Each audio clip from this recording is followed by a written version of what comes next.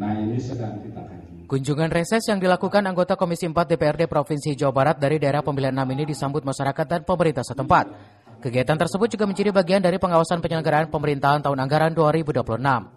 Dalam kesempatan itu, Samsul Hidayat menampung berbagai aspirasi warga, terutama terkait pembangunan infrastruktur baik yang sudah maupun yang belum direalisasikan di wilayah Kecamatan Kemang.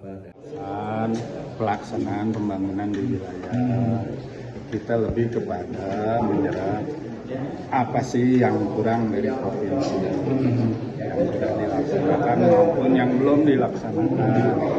Lalu aspirasi masyarakat di wilayah Kecamatan Kemang apa aja sih itu yang sekarang sangat mendesak, itu yang akan kita bawa jadi oleh-oleh di provinsi Jawa Barat.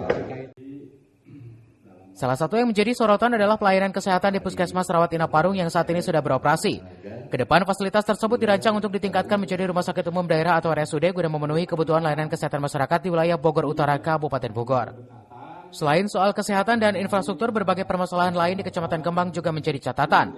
DPRD Provinsi Jawa Barat berjanji akan mendorong aspirasi tersebut ke pemerintah Provinsi Jawa Barat untuk ditindaklanjuti. Dari Kemang, Kabupaten Bogor, Suhanda Abriji melaporkan.